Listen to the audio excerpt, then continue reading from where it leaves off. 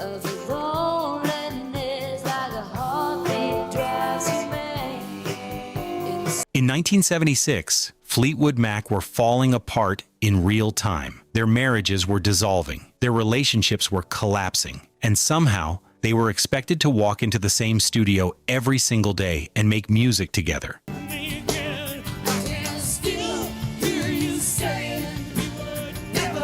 Two couples breaking up, 5 people barely spoke, one band on the absolute edge. Nobody outside that studio could have imagined that from all that wreckage, they would create one of the greatest albums in the history of popular music.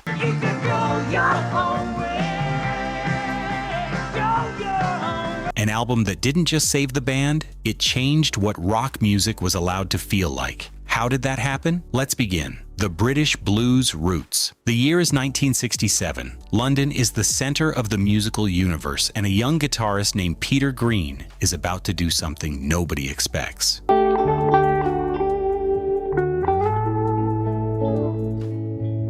He walks away from John Mayall's Blues Breakers, one of the most respected bands in Britain, to start something of his own. He takes drummer Mick Fleetwood with him,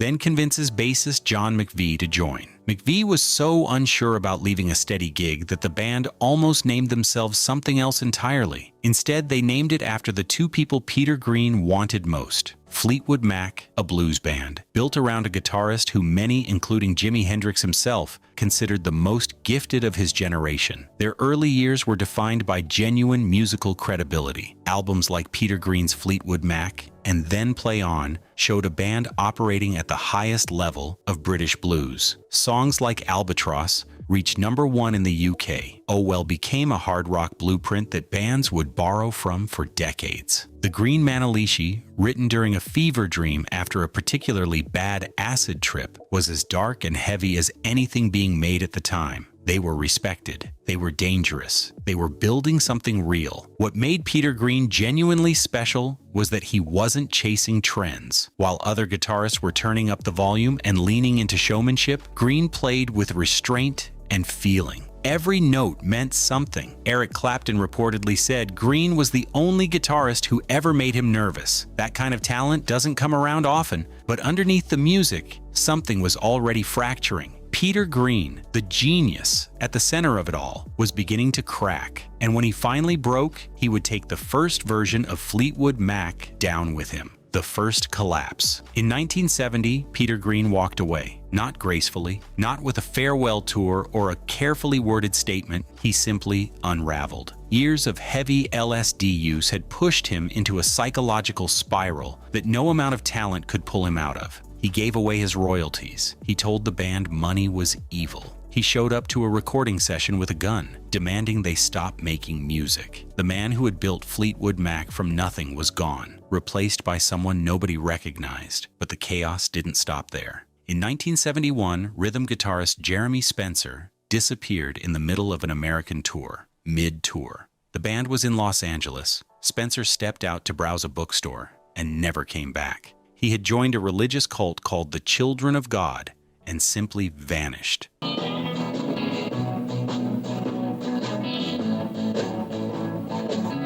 Then Danny Kirwan, their third guitarist, was fired in 1973 after a complete mental breakdown backstage before a show.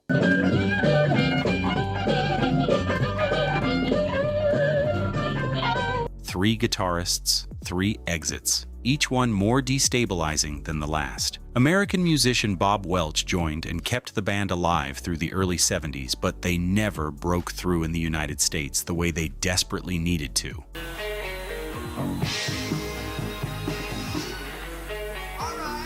The momentum stalled, the identity blurred. What is remarkable in hindsight is that Mick Fleetwood never seriously considered quitting. Most people would have walked away after the second catastrophic departure, let alone the third. But Fleetwood had an almost stubborn belief that the band was worth preserving, even when there was very little evidence to support that belief.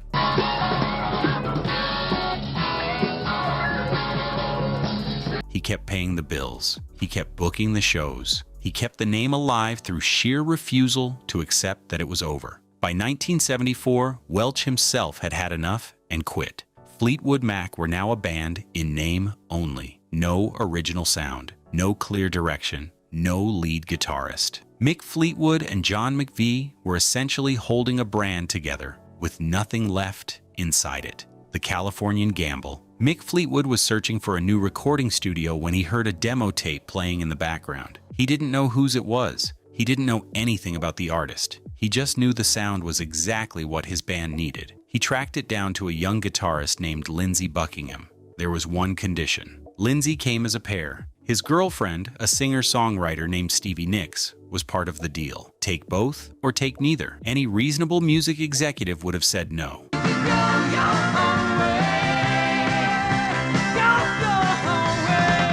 Fleetwood Mac already had Christine McVie handling keyboards and vocals.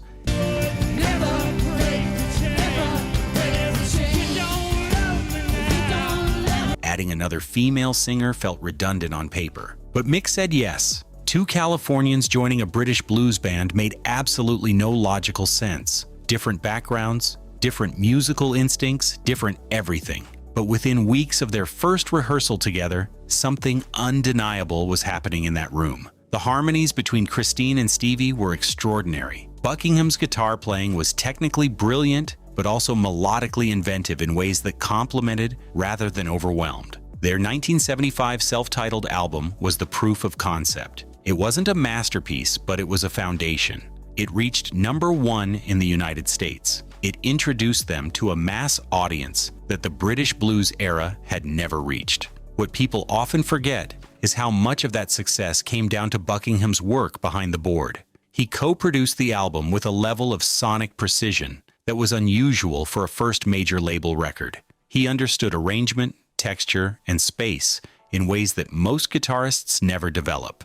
That instinct would become even more critical when it came time to make the follow-up. For the first time in years, Fleetwood Mac felt like a real band again. Not a legacy act surviving on reputation. Something new, something with actual momentum. They had no idea what was about to happen next. Everyone is falling apart. By 1976, Fleetwood Mac should have been celebrating. They had a hit album. They had momentum. They had finally found the lineup that worked. Instead, their personal lives were quietly detonating one by one. John and Christine McVie, married for 8 years, announced they were divorcing. For all intents and purposes, broken up.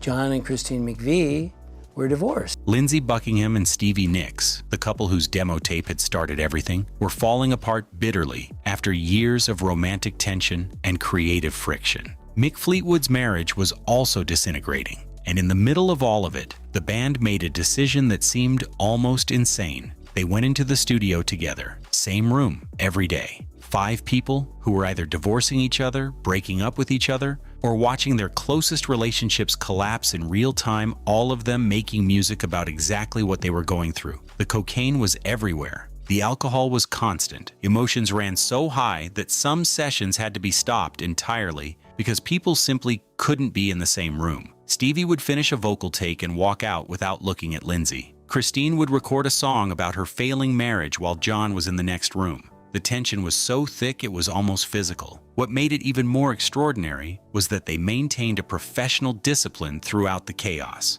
They showed up. They played their parts. They listened to each other's songs about each other and found ways to serve the music even when the personal cost was enormous. That level of commitment under that kind of pressure is almost impossible to fully comprehend. And yet something strange was happening. Instead of destroying the music, all of that pain was making it better. Every raw nerve, every sleepless night, every unresolved argument was feeding directly into the songs. The album they were making was becoming something none of them had planned for. Dreams. Stevie Nicks wrote Dreams alone, not in a writing session, not collaboratively. She slipped away to a back room at Record Plant Studios in Sausalito, sat down at a keyboard, and wrote the entire song in about 10 minutes.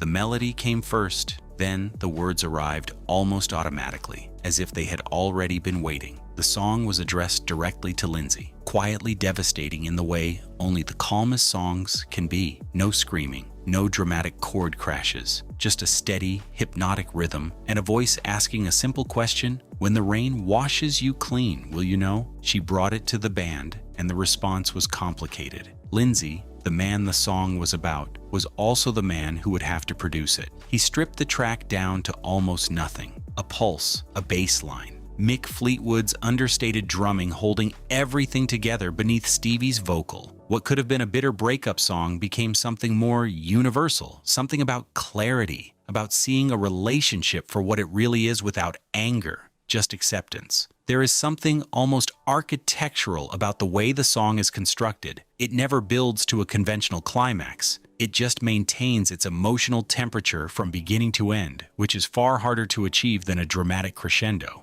That restraint is what gives it its staying power. Loud songs get remembered, quiet ones get felt. When Rumours was released in February 1977, Dreams became the center of gravity, the song that radio couldn't stop playing. It climbed to #1 in the United States, the only Fleetwood Mac single to ever reach that position. 4 decades later, in the autumn of 2020, a man skateboarded down a highway drinking cranberry juice with Dreams playing in his earphones, posted it to TikTok, and introduced the song to an entire generation who had never heard it before. Rumours changes everything. Rumours was released on February 4th, 1977, and the world responded immediately. Within weeks, it was #1 in the United States, the United Kingdom, Australia, and across Europe. It stayed at the top of the American charts for 31 weeks. 31 weeks. That is not a hit album. That is a cultural event. The songs were everywhere. Go Your Own Way on the radio during the morning commute. The Chain on television advertisements decades later. Gold Dust Woman in films, in bars, in living rooms across the world.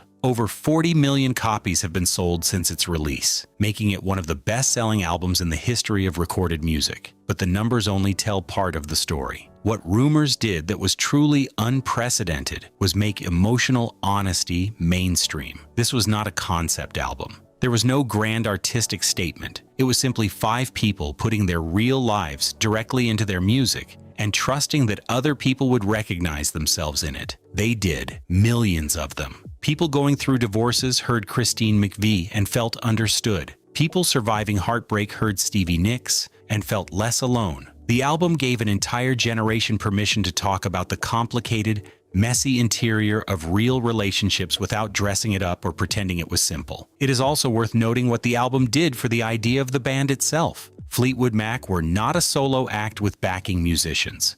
Every member contributed songs. Every member had a distinct voice and perspective. That democratic creative structure was unusual for the time, and it gave Rumours a depth and variety that a single songwriter could never have achieved alone. Critics who had dismissed Fleetwood Mac as a pop act were now taking them seriously. The band that had nearly dissolved into nothing just 3 years earlier was now one of the biggest acts on the planet. Legacy and survival. Fleetwood Mac never really stopped, even when everything kept trying to make them. After Rumours, they made Tusk, a deliberately strange double album that confused their new mainstream audience, but proved they refused to simply repeat themselves. Then Mirage, then Tango in the Night, which became another massive commercial success in 1987. And then Lindsey Buckingham was fired. Again, the band should have ended. Again, it didn't. They replaced him, kept touring, kept recording, and kept filling stadiums. Then, in 1997 came The Dance,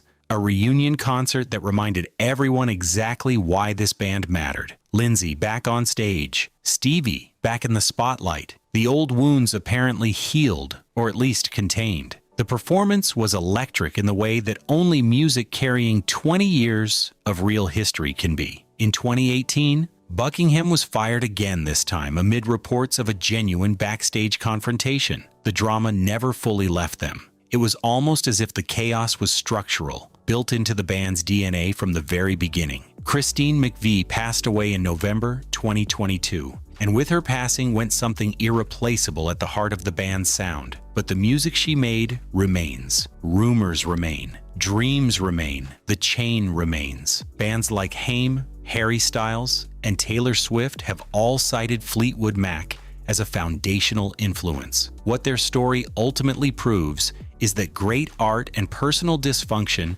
are not mutually exclusive. In fact, for Fleetwood Mac, they were almost the same thing. The tension between the people in that band was not a problem to be solved. It was the engine. Remove the conflict, and you remove the music that came from it. Because what they built during the most painful period of their lives turned out to be one of the most enduring bodies of work in popular music. Some things are worth saving. They proved it. Fleetwood Mac should have collapsed a dozen times. They lost their founder to madness, their guitarist to a cult, and nearly lost themselves to each other. But they walked into that studio anyway. They made Rumours anyway. And Dreams became the song that proved one thing above everything else, that the most honest music always finds its audience, no matter how long it takes. Some bands make history. Fleetwood Mac lived it.